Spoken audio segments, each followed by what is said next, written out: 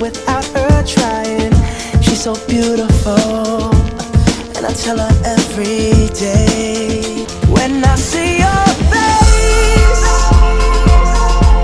there's not a thing that I would change, 'cause you're amazing, just the way you are. Di sini saya akan menjelaskan tentang pengertian PPh final. PPh final adalah pajak penghasilan yang langsung dikenakan atas objek atau sumber penghasilan. Tentu saja dihitung dengan tarif yang telah ditetapkan atas objek terkait sebagaimana diatur dalam Pasal 4 Ayat 2 Undang-Undang Pajak Penghasilan Nomor 36/2008. 3. Objek pajak PPh final.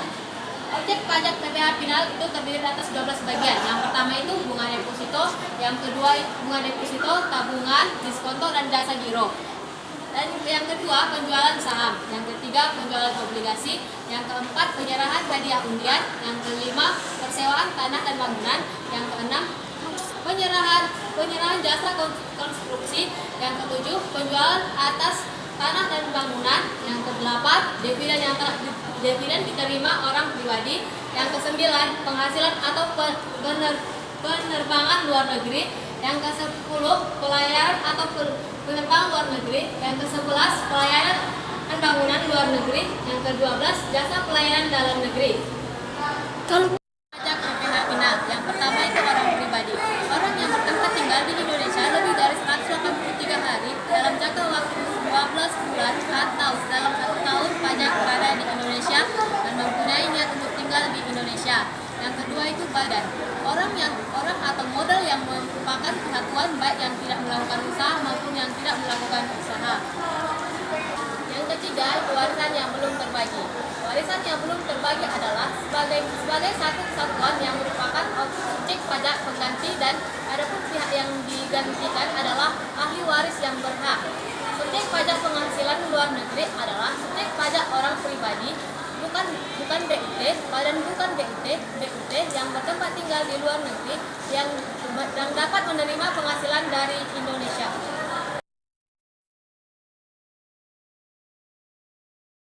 Dan pemotongan PPh final. 1. Deposito atau tabungan jasa, giro, dan diskonto SBI 20% kali penghasilan bruto. 2.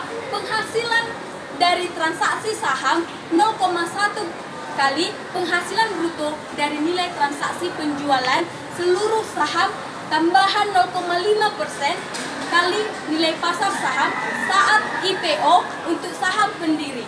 Yang ketiga, hadiah atas undian 25% kali penghasilan bruto nilai undian. 4. Penghasilan dan pengalian hak atas tanda dan bangunan 5% kali penghasilan bruto nilai pengalian. 5. Penghasilan dari persewaan tanah dan bangunan 10% dikali penghasilan bruto nilai persewaan. 3. 6. Penghasilan bruto atau diskonto obligasi 15% dikali penghasilan bruto atau wajib pajak dalam negeri dan badan usaha tetap. 20% dikali penghasilan bruto wajib pajak luar negeri. Yang ketujuh, imbalan jasa konstruksi. Yang ketujuh ini dibagi menjadi 2, yaitu jasa konstruksi oleh kontraktor pengusaha kecil 2% dikali imbalan bruto. Yang kedua, jasa konstruksi dan jasa pegawai konstruksi 4% dikali imbalan bruto. PPh tidak final. Pengertian PPh tidak final merupakan pajak penghasilan yang tidak langsung dikenakan saat menerima objek atau sumber penghasilan tertentu. Pajak penghasilan diakumulasikan selama 1 tahun pajak dan dihitung secara berlapis. Jenis-jenis penghasilan yang tidak dikenakan PPh final. Yang pertama, PPh penghasilan 21 kecuali atas penghasilan yang diterima PNS selain penghasilan teratur yang bersumber dari APBN dan APBD. Yang kedua, pasal PPh 22 kecuali atas penyerahan migas oleh Pertamina.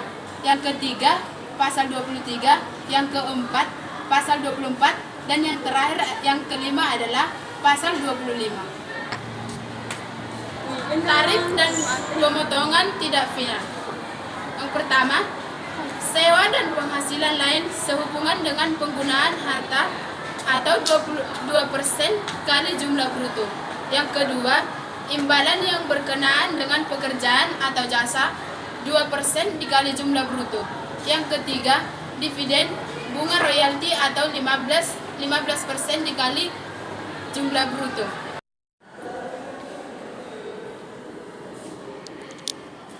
Pemotongan PPh atas penghasilan bunga tabungan.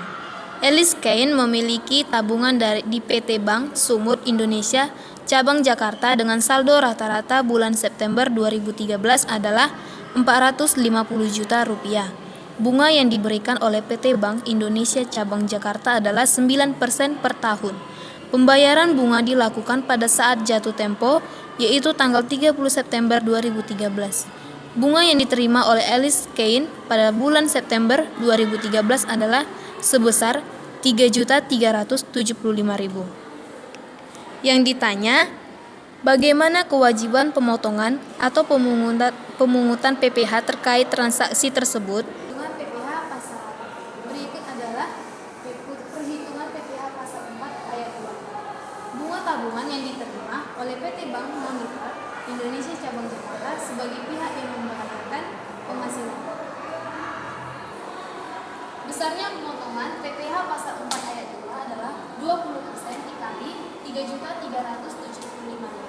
Jadi sama dengan 675.000. Kewajiban PT Bank Monitor Indonesia cabang Jakarta sebagai pemotong PPh pasal 4 ayat 2 yang pertama melakukan pemotongan PPh pasal 4 ayat 2 sekitar 675.000 dan memberikan bukti pemotongan PPh pasal 4 ayat 2 kepada LSE.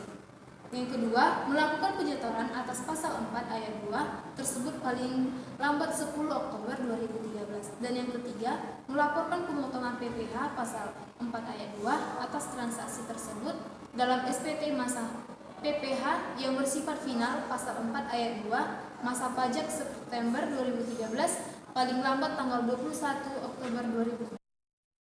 Berikut adalah perhitungan PPh final atas pajak penghasilan. Jadi, atas penghasilan berupa diskonto SDI dipotong PPh pasal 4 ayat 2 yang bersifat final, dana pensiun berkat abadi wajib memotong PPh pasal 4 ayat 2 atas diskonto SBI yang diperoleh PT Rosa Sentosa dengan tarif 20% dikali jumlah bruto. Besarnya diskonto SBI yang diperoleh PT Rosa adalah sebagai berikut. Kita bisa melihat diskonto SBI dipotong PPh pasal 4 ayat 2 yang bersifat final itu dengan tarif 20% dikali jumlah bruto. Jadi 20% dikali 20 juta sama dengan 4 juta.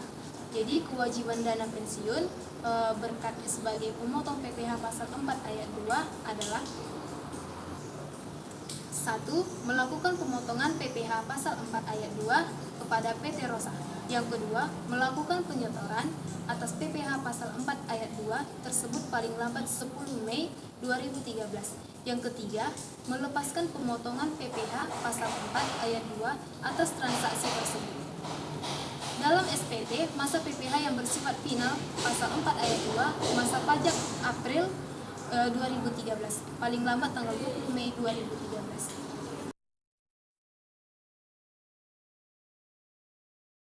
Pajak pertambahan nilai atau PPN adalah pajak yang dikenakan atas A. Penyerahan barang kena pajak di dalam daerah pabean yang dilakukan oleh pengusaha. Yang B. Impor barang kena pajak. Yang C. Penyerahan jasa kena pajak di dalam daerah pabean yang dilakukan oleh pengusaha. Yang D. Pemanfaatan barang kena pajak tidak berwujud dari luar daerah pabean di dalam daerah pabean. Yang E. Pemanfaatan jasa kena pajak di luar daerah pabean di dalam daerah pabean. Yang F. Ekspor barang kena pajak oleh pengusaha kena pajak. Objek-objek pajak yang dapat dikenakan PPN adalah yang pertama, penyerahan barang kena pajak atau BKP dan jasa kena pajak atau JKP di dalam daerah pabean yang dilakukan oleh pengusaha. Yang kedua, impor barang kena pajak. Yang ketiga, Pemanfaatan barang kena pajak tidak berwujud dari luar daerah pabean di dalam daerah pabean. Yang keempat, pemanfaatan jasa kena pajak dari luar daerah pabean di dalam daerah pabean. Yang kelima, ekspor barang kena pajak berwujud atau tidak berwujud dan ekspor jasa kena pajak oleh pengusaha kena pajak atau PKP. Subjek pajak PPN adalah orang pribadi atau badan yang menurut peraturan perundang-undangan ditentukan untuk melaksanakan kewajiban perpajakan di bidang PPN. Subjek pajak PPN terdiri dari yang pertama, pengusaha kena pajak atau PKP, yang kedua, non-pengusaha kena pajak. Pertama, pengusaha kena pajak atau PKP terdiri dari tiga. Yang pertama itu pengusaha yang menyerahkan BKP atau JKP. Yang kedua, pengusaha yang mengekspor BKP atau JKP. Yang ketiga, pengusaha yang menyerahkan aktif A yang semula tidak untuk dijual. Yang kedua, pengusaha kena pajak atau PKP terdiri dari dua, yaitu yang pertama, pengusaha atau bukan yang mengimpor BKP atau JKP. Yang kedua, pengusaha atau bukan yang membangun sendiri bangunan tidak dalam kegiatan usaha atau pengusaha. Baiklah, yang ditanya itu yaitu berapakah pajak pertambahan nilai dan pajak pertambahan nilai akan barang mewah. Yang kedua, berapakah pajak pertambahan nilai yang harus disetor oleh PT Murina. Baiklah, penyelesaiannya. Dari transaksi di sini, penjualan langsung ke konsumen sebanyak 1.400 juta. Maka yang pertama sekali, kita harus mengetahui penjualan langsung ke konsumen sebesar 1.400 juta. Pajak pertambahan nilai sama dengan 10% dikali penjualan langsung ke konsumen sebanyak 1.400 juta. Mengapa ini 10%? 10% yaitu tarif yang dikenakan pajak untuk pajak pertambahan nilai sebesar 10%. Maka dapatlah hasilnya 140 juta. Ini adalah termasuk pajak pertambahan nilai yang keluar. Yang kedua, dari soal di sini, penyerahan barang elektronik kepada pemerintah Kota Makassar sebesar 440 juta. Kita akan mencari penyerahan barang elektronik kepada pemerintah Kota Makassar sebesar 440 juta. Sudah termasuk pajak pertambahan nilai. Maka pertama sekali kita harus mengetahui dulu barang elektronik kepada pemerintah Kota Makassar sebesar 440 juta. Sudah termasuk pajak pertambahan nilai. Terlebih dahulu kita mengetahui dasar pengenaan pajak. Dasar pengenaan pajak 100 dibagi 110 dikali dengan besarnya pengusaha kena pajak atau PKP.